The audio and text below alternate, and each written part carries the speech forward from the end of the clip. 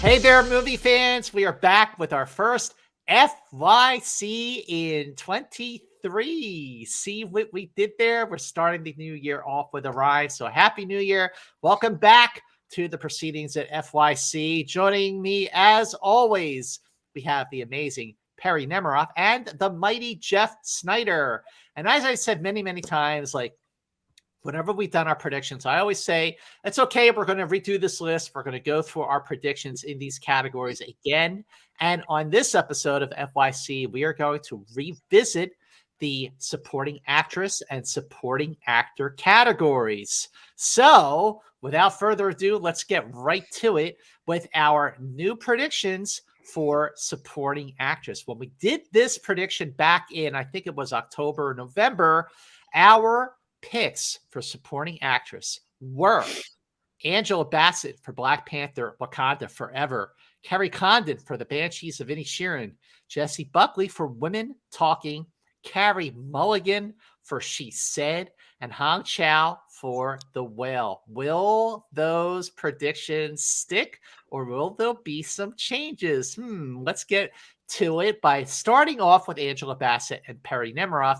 Perri, do you think Angela Bassett stays in our predictions? I don't have her on my list anymore. I don't think she's out of the question. She's in my next tier still that I think has a chance, but I don't know. I just feel like Black Panther in general has kind of faded from the conversation. And I wonder if that has something to do with the fact that Avatar came out. It's doing well. It's a solid movie. And we do have an especially large amount of blockbuster films this year. And I'm not saying that's a valid reason to discount a good performance, but I'm just wondering if that's why Black Panther seems to have faded while other blockbusters seem to be rising in the ranks. I don't know if Avatar: The Way of Water has anything to do with Angela Bassett fading from the conversation. Maybe the movie. I'm talking about generally and how generally that affects each individual category. Yeah, I still think people are talking about Angela Bassett, but Jeff Snyder, what does the In Snyder think about Angela Bassett? Is she still in the conversation? No, I have her on the outside looking, and she's in the conversation. I have her in the honorable mentions, basically, but I don't think she's going to be in the final five. I think Perry's right that Black Panther Wakanda Forever has definitely lost some heat, particularly on the award side. I just don't I don't get the vibe that I was getting in November, early December.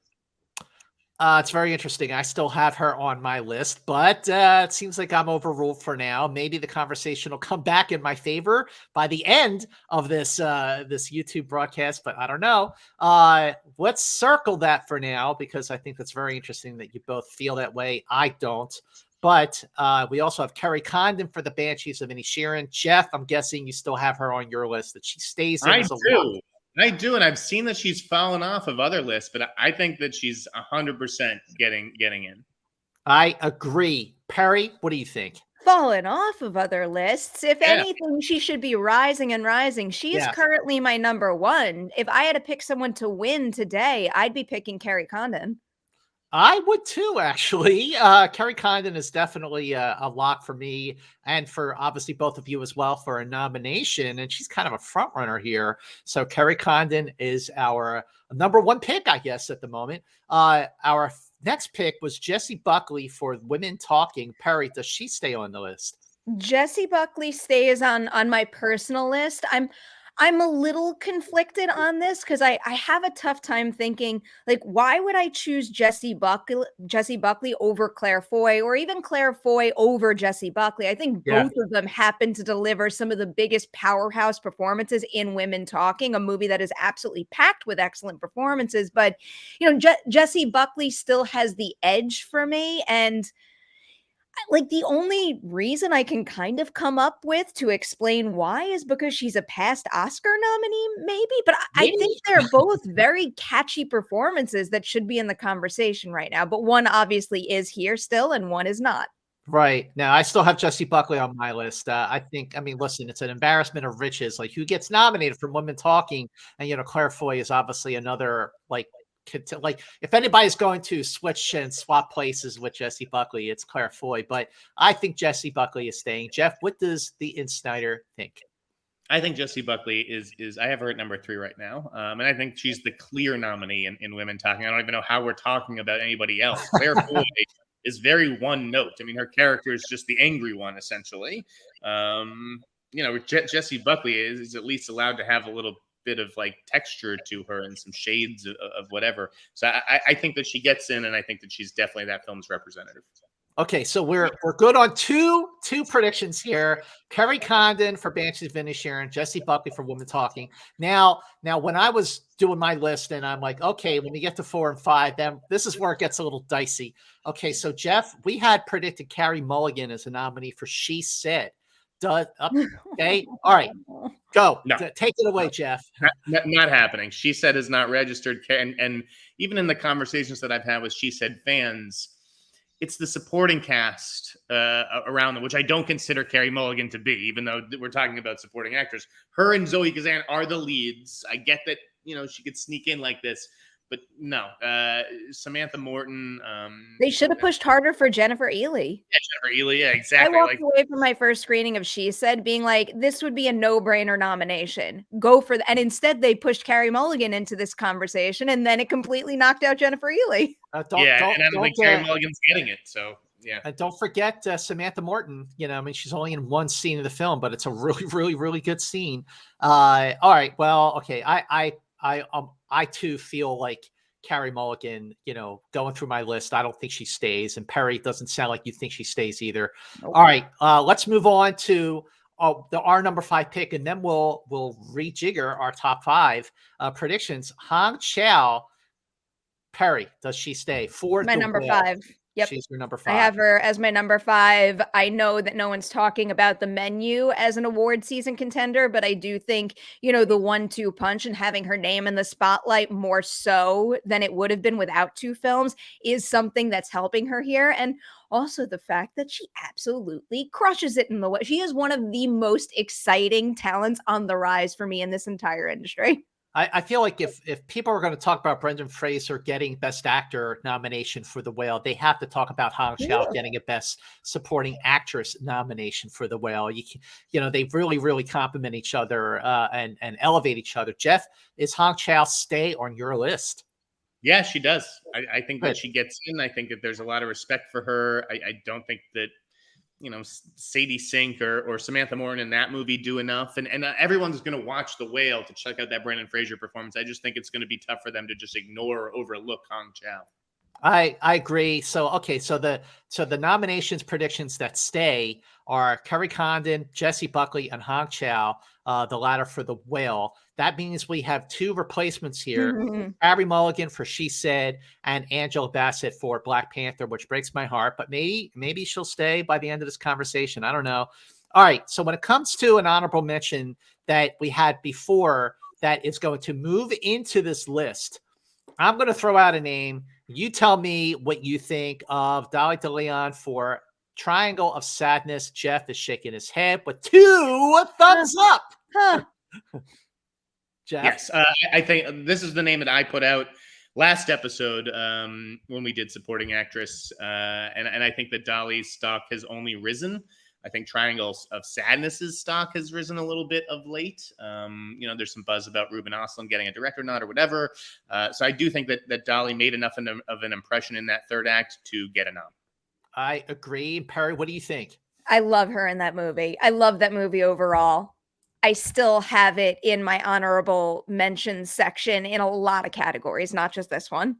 Well, I have a feeling when we redo our final nominations predictions with a guest star that Perri has joining her on He's stage. Very busy today. I'm sorry. I love it. No, this is great. We love just these spontaneous bits of joy that happen here on FYC. So, but Triangle Sadness, I feel like is moving up in a lot of ways for me personally on my various lists.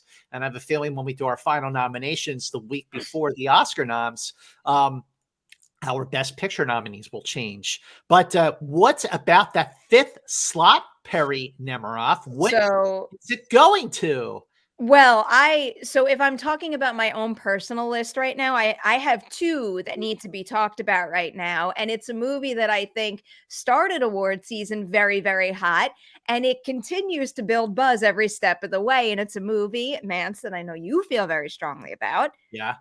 We have yet to talk about Jamie Lee Curtis and Stephanie Hsu for Everything Everywhere All at Once, and I am at the point where it's not.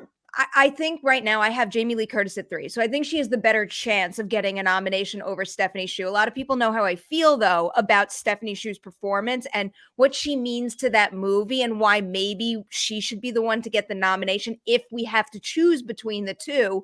But I am also at the point that I think both of them really could get nominations. So they're both on my personal list right now. But you have to pick one for the sake no, you can pick those two for now. You I can can pick pick those both. two for now. Okay, Jeff, what do you think about Jamie Lee Curtis or Stephanie Hsu? And by the way, I just want to say, when we first did our predictions for supporting actress, and my number one choice was Jamie Lee Curtis. I seem to remember you two were not on board with that.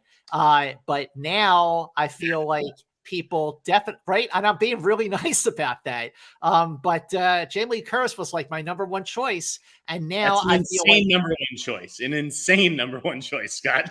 but doesn't matter whether she's number 1 or number 5. I think True. she's going to get nominated. Jeff? I also see her getting nominated, and I think that the Stephanie stuff is just a pipe dream, like a No way. total pipe You dream. you can't watch that movie and not walk away and go, holy shit, look at the range this newer face in Hollywood is able to show off in a single film. She's exceptional in this movie, and so much of this movie rests on the arc of Jobu Tabaki. This movie literally does not work unless you have the perfect actor cast in all the roles, but that role in particular. Okay, Well, I agree. Aquafina was cast first. But anyways, I thought she was fine. I thought she did a good job, and that's about as far as I can go with Someone that. else being cast first doesn't change I'm sure Aquafina would have done a really good job, but this is a performance that feels very specific and reliant on the individual that ultimately wound up with the role to me. I'm not watching Everything Everywhere and looking at Stephanie Hsu thinking, I wonder what Aquafina would have done. I'm looking at Stephanie Hsu going, holy moly, she is amazing. Yeah. And to pick between Stephanie Hsu and Jamie Lee Curtis, if we had to pick just one, that is a really tough choice. I think Stephanie Hsu is fantastic, and she represents more for this film than Jamie Lee Curtis does. But Jamie Lee Curtis is also fantastic. She is a legend. She's never been nominated for an Oscar.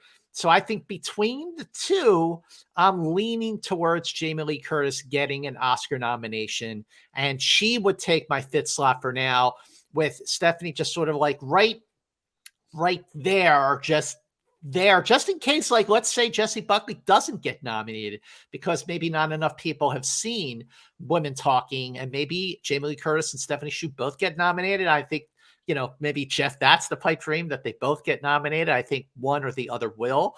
But I kind of feel like we have our 5, and Perri, if you had to choose between, regardless of what your heart says, you have to pick one.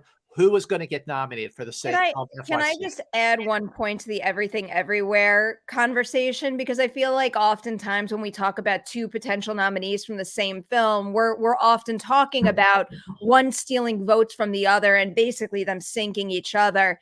I think this is a different case. Like, I think some voters that might see Jamie Lee Curtis and like the idea of a career narrative type thing, they might stop and think, like, well, I can't vote for Jamie Lee and then not vote for Stephanie Hsu as well. I think the two of them might actually be helping each other in this case. So I really do think that it's going to be both of them. And I guess I'm choosing both of them over the other bubble ones we've discussed, which are Angela Bassett and Dolly DeLeon. I'm still picking the 2 Everything Everywhere actors. All right. So right now, our 5 picks, before we just sort of go through the honorable mentions and see if there's some wiggle room here, our 5 picks are Kerry Condon for The Banshees, Jessie Buckley for Women Talking, let's see, Hong Chow for The Whale, Dolly DeLeon for Triangle of Sadness, and Jamie Lee Curtis for Everything Everywhere All at Once. So let's just go through. All right, we already talked about Stephanie Hsu as a very, very, very, very strong honorable mention, at least for me and Perry.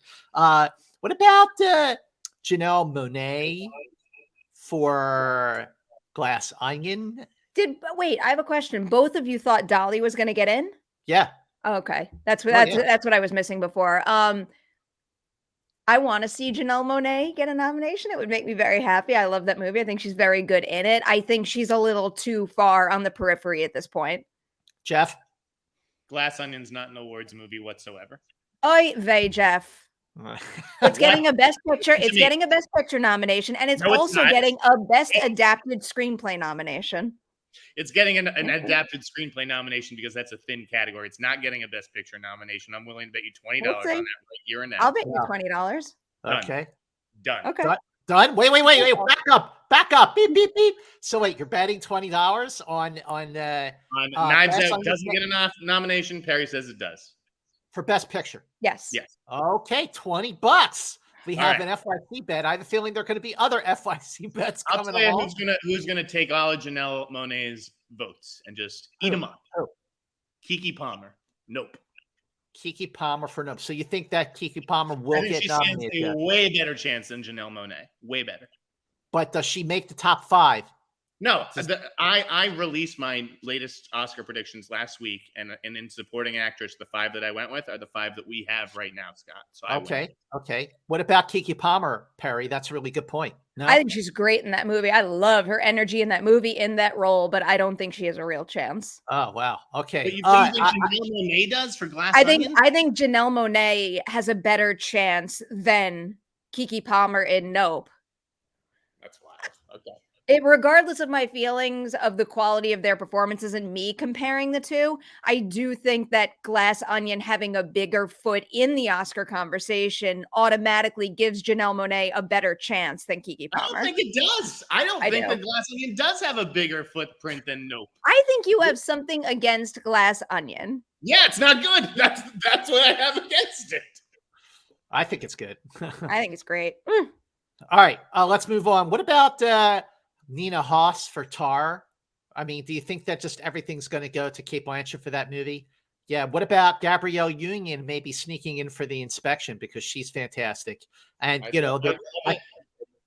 listen, there's always a surprise. There's always like an out of nowhere nomination that kind of comes in, and I think that could be her for The Inspection. I would not rule her out. There's also I know this is kind of a longer shot. I had her on my list from when we did this before. Anne Hathaway for Armageddon Time. Now, all right. Okay, so for right now, this is our second time predicting Best Supporting Actress. We're going to do it one more time the week before the Oscars. In fact, we're going to do all the major categories the week before the Oscar nominations. So our 5 for Supporting Actress are Kerry Condon for The Banshees of Inisherin, Jessie Buckley for Women Talking, Hong Chow for The Whale, Dolly DeLeon for Triangle of Sadness, and Jamie Lee Curtis for Everything Everywhere All at Once. Are we in cahoots? Yes. Yeah. All right. That is that. Okay, let's move on to Supporting Actor. When we did these predictions in October, our predictions were Ke Huy Quan for Everything Everywhere All at Once, Brendan Gleeson for The Banshees of Inisherin, Brian Tyree Henry for Causeway, Judd Hirsch for The Fabelmans, and Paul Dano for The Fabelmans. Perry, how are you feeling about that list? Staying? Any potential changes there before we get into it? I think I have one potential change. Jeff? I got to do the stay motion. Oh, you are staying. You are staying. So, listen, I think Ke Huy Quan is the front runner, followed close behind by Brendan Gleeson. Yes. I feel really strongly about Brian Tyree Henry. I do feel like maybe could be a sort of a one or the other with the Fabelmans, but who stays in? So, Perry, I'm going to throw it back to you. If 4 out of these 5 are still strong, in your opinion, which of the 5 does not get to stay? Just to make sure I heard the original list right, we had double Fabelmans back then, right? Correct. Yes. I think we're going to lose one of the 2 in the Fabelmans. I think the material that Judd Hirsch has is just too kind of like, holy shit, that was a great sequence type thing. And because Paul Dano's performance is a little more understated, I fear that people are going to forget how good he is in that movie and not give it the respect it deserves. And I'm going to take, I hate doing this too, because he's really good, Paul Dano out of the conversation. And I'm going to double up on a different movie instead. Okay, Barry. what is that? You're going to like this, Jeff. What is it? What is it, Perry? I am keeping Brendan Gleeson, and I'm also adding Barry Keoghan to the conversation. Oh, all right. Yeah, no, he's definitely strong. Very, very, very strong. So doubling down on Banshees. I don't see it, and I love Barry. Like I know him a little bit. I think he's a great kid, and a great actor. But I just didn't see enough in that performance to give him a nomination. I have a hard time I have him in as one of my 2 honorable mentions, but I think the other one stands a much better chance, and that's Brad Pitt for Babylon. No way. No way. I think Brad Pitt would get in over Barry kind of easily. Okay, this is tough because I agree that Fabelmans getting 2 nominations here, and I feel like Paul Dano is in the film much, much longer than Judd Hirsch.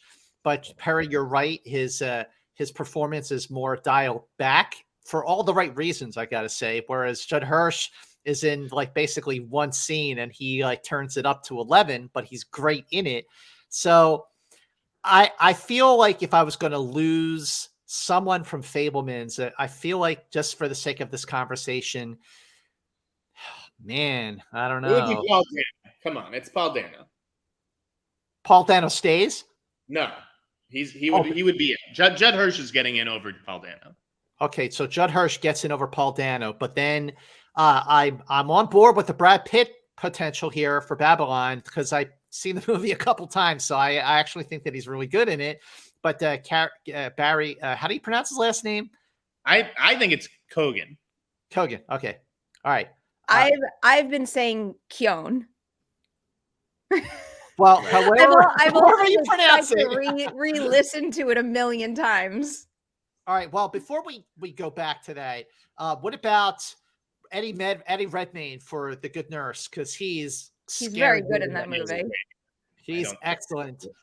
Ray Fiennes for The Menu, which is a movie that I believe just dropped on HBO Max. So like everyone can now see this movie. And a lot of people already did. It made more than $30 million at the domestic box office, which compared to all the other like contenders like Tar and Fabelmans, it actually did really, really, really well. Yeah. Michael Ward for Empire of Light. Jeff, I know you're a fan of that one. Yeah, I love his performance in that, but the movie's just not catching on, and neither is his performance, it seems like. The Ray Fiennes call is a good one, because I do think that Paul Dano is vulnerable, right? But I think Brad Pitt stands a better chance than Barry Keoghan, even though, Banshees is a very well-liked movie. Look at not that it's a 1-for-1, but look at the CCA nominations where you have more nominations than you do at the Oscars. It's Barry that got it, not Brad Pitt. We know how Jeff feels about the CCA nominations. but the first wave of reviews for Babylon were very mixed to negative. And I feel like a lot of people have since seen it and said, actually, this is like a pretty good movie. I don't understand why the buzz was so negative. So again, I just am someone who doesn't trust the first wave of critics, which, let's be honest, you two are in. That's okay. It's not about not trusting. Just because some people may have seen it during its wide release and liked it does not mean that my early negative review is any less trustworthy. It's just my opinion. I'm not talking about your personal opinions. I'm talking. No. I meant more generally. I was using myself as an example. See, I feel like Babylon is a film. Babylon is a film. I remember when I first saw it, first thing I thought is I really need to see this again. It's a lot of movie to wrap your head around. Second, when I did see it again, I really appreciated it and embraced it a whole lot more because I knew what I was in for. And I still have, some issues with it, but I think it's actually a really, really strong film that will grow in appreciation over time. Like let's say, I mean, even though it's kind of a different movie, I feel like when Eyes Wide Shut came out back in '99, people were really down on it. Like, what the heck was that? Whatever. But then over time, people have come to appreciate Eyes Wide Shut.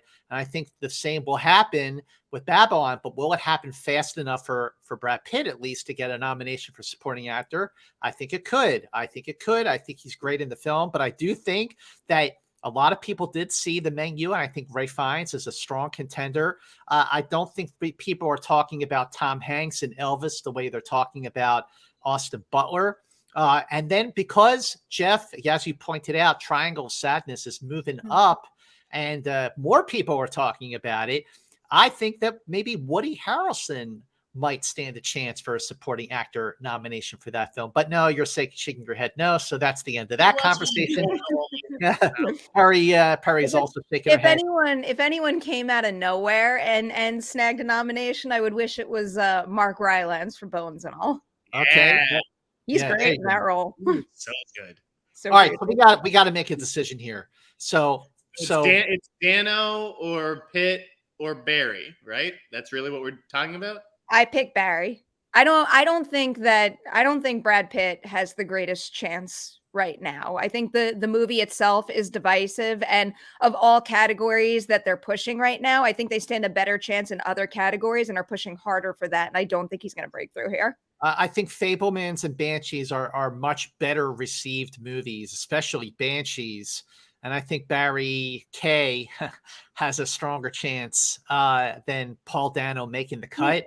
He's got like a little bit of social media buzz going too. I feel like there's also younger crowds that are very into him. And when I look at, again, I know we exist in a little bubble, but when I look at my Twitter feed, I see people like sharing like memes and clips. Like in particular, the one I keep seeing getting passed around is the conversation with him and Kerry Condon, which is the thing that I think they're going to play if he gets a nomination. Yeah. But that's the type of thing that kind of like catches on and builds interest and buzz. That's what builds interest and buzz within the critics associations, right? Not with 65-year-old white guys, which is the Academy. They're changing the Academy. They're adding new people. And like I say, with literally anything that we talk about, it's never a 1-for-1, but whenever you add more talk in any little sector of the conversation, it always helps. Listen, I think the old myth that the Academy is a bunch of older white guys doesn't hold anymore after they basically doubled the membership with a much, much more diverse and gender balanced addition to that slate. So I don't think that argument holds anymore. But I do think that between Paul Dano for Fabelmans and Barry K for Banshees, it's tough. Personally, I think that Paul Dano stands out more in Fabelmans than Barry does in Banshees. So this is a tough call.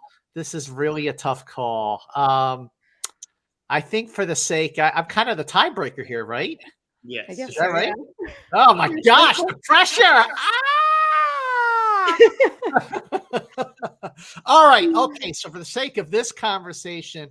For what it's worth, I'll be happy to see either of them get a nomination if it comes down to the two of them. All right, then for the purpose of this conversation, and this will change possibly when we do our final round of nominations predictions for weekend before the nominations, I'm going to do what Jeff did. I'm going to plant the flag on the 5 picks that we went with before. And that means Paul Dano, for now anyway, gets to stay. Brad Pitt could get in. Barry K could get in. Ray Fiennes could get in by the time the nominations are announced in a couple of weeks. But our supporting actor nominations for this episode of FYC stand as Ke Huy Quan for Everything Everywhere All at Once, Brendan Gleeson for The Banshees of Inisherin, Brian Tyree Henry for Causeway, Judd Hirsch for The Fabelmans, and Paul Dano for The Fabelmans. So those are our revisits to supporting actress and supporting actor. Make sure you subscribe to Perri Nemiroff's channel below. Big thanks to our sponsor, Above the Line. This is our 3rd episode with our new sponsor. Top of the morning to you, Jeff, for making that happen. Top of the morning to Perri for keeping FYC going. Please help us keep FYC going by sharing FYC on all your social media platforms, and let everyone know that, hey, if you're going to watch any award season show week to week all year long now, it's got to be FYC. Our next show will be our second round of predictions for Best Director. That is next time on FYC. So come back and join us. And until then, FYC you later.